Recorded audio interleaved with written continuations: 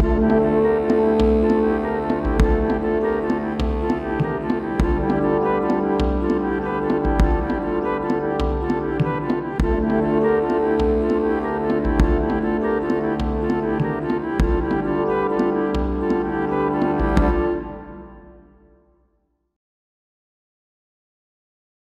folks, I'm the old sergeant.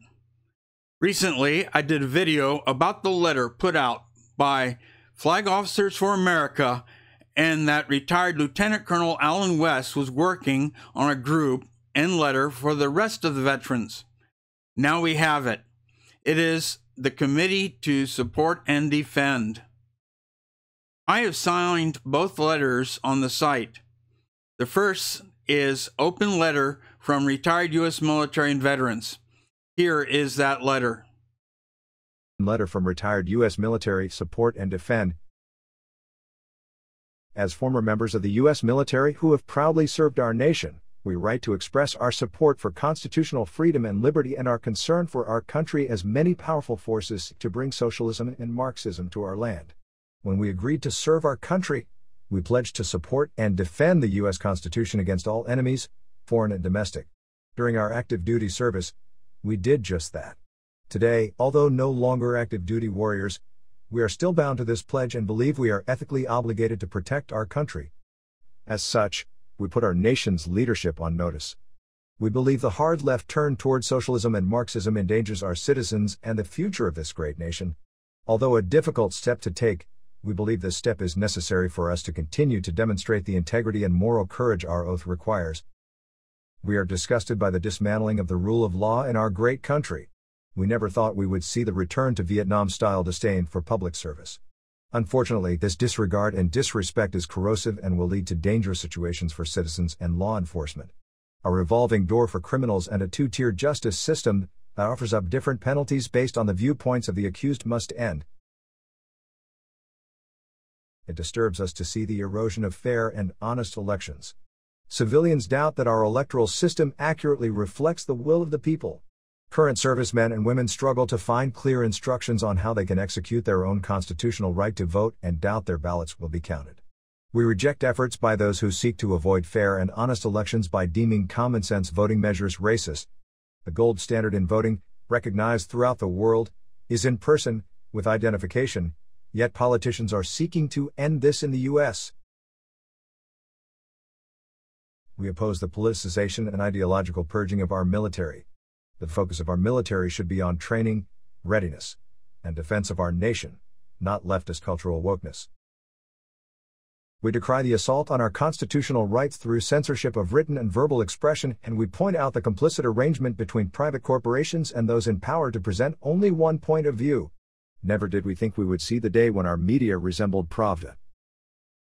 Bureaucratic abuses that have led to business and school closures and excessive lockdowns should not be tolerated by the American people. We do not get our rights from the CDC, the FDA, or from private corporations. And, as such, we will not tolerate Soviet-style internal passports or anything resembling the Chinese social credit system where citizens are monitored and controlled, whether that system be carried out by the government or by their cooperative partners in the private sector. We stand with Israel and call upon all Americans to continue with the Mideast peace initiatives, the Abraham Accords, and oppose re-engaging in the Iran nuclear deal. Iran's acquisition of nuclear weapons is not in the interest of freedom-loving individuals. We believe it is in the self-interest of all Americans to oppose this deal. We must continue our efforts for energy independence. We believe it is in our nation's best interest to reopen the Keystone Pipeline and focus on regaining U.S. jobs and protecting the national security interests provided by energy independence. The perforation of our southern border is a lifeline for terrorists, drug cartels, and human traffickers. The current administration's position on open borders and illegal immigrants places our nation at risk from a health, economic, and safety perspective. As a sovereign nation, we have a right and a duty to protect our borders.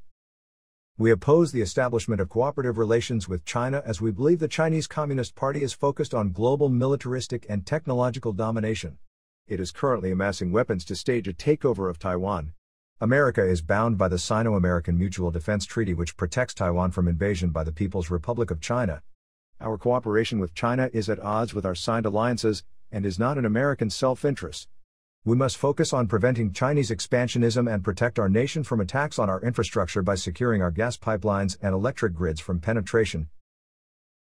We call upon the American people to join us in opposing the advancement of socialism by holding public officials accountable in the public square and the voting booth. We must elect local, state, and federal candidates who will always act to defend our constitutional republic. The survival of our nation and its historic values, liberty and freedom are at stake. The second letter is called Honor the Oath Petition. Here is that letter. Honor the Oath Petition. Honorable Lloyd Austin, Secretary of Defense, the Pentagon, Washington, D.C., 20301. Dear Mr. Secretary, during your time in uniform and now as the senior official in the Department of Defense, you have repeatedly sworn an oath to support and defend the Constitution of the United States of America against all enemies, foreign and domestic.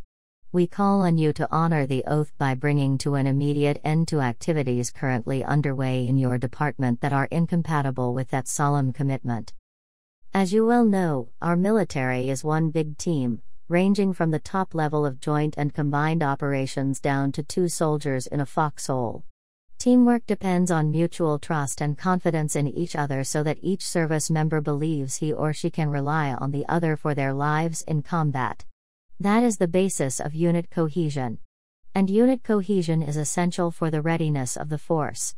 Anything that destroys teamwork and unit cohesion also destroys readiness and, as our adversaries know, that destroys our ability to fight and win our nation's wars.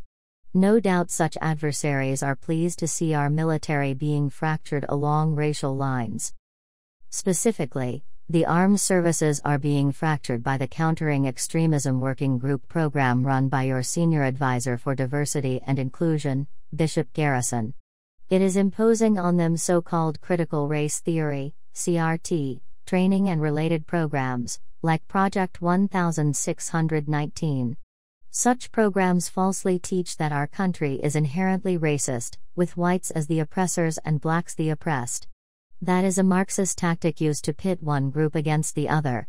It is designed to do exactly the opposite of building cohesive military teams that have the essential trust and confidence in each other needed to fight in war. In short, CRT and other such programs are degrading our readiness, which will seriously damage our ability to deter wars and, if necessary, to fight and win them. Mr. Garrison's initiatives vilify our Constitution and are an affront to patriotic Americans. Worse yet, this program is clearly aimed at purging the military of those who are seen as extremists simply because they adhere to traditional American values embodied in our Constitution and take seriously their obligation to support and defend that document. It is your sworn duty to do the same. To that end, we respectfully insist that you shut down the Countering Extremism Working Group, fire its director, Bishop Garrison, prohibit further CRT and similar training of armed forces personnel, reinstate a brilliant officer, Lieutenant Colonel Matthew Lohmeyer, who has warned against actual extremism within the Defense Department, as the commander of the 11th Space Warning Group, and restore to service other personnel who have been wrongly accused of extremism, but who are, like LTC Lohmeyer, simply opponents of anti-constitutional ideologies like Marxism. I have signed both letters. With this administration, I wouldn't be surprised if those who sign these letters get some pushback. So understand the risk you are taking. But if you value your oath to the Constitution as much as I do, you will sign the letters and join Lieutenant Colonel Allen West and the committee to support and defend. I will leave the link to the website in the video description. I am sure Lieutenant Colonel West and his team will have more for us to do in the future. I am the old sergeant. Stay informed, prepared, active, prayerful, and as always, stay vigilant.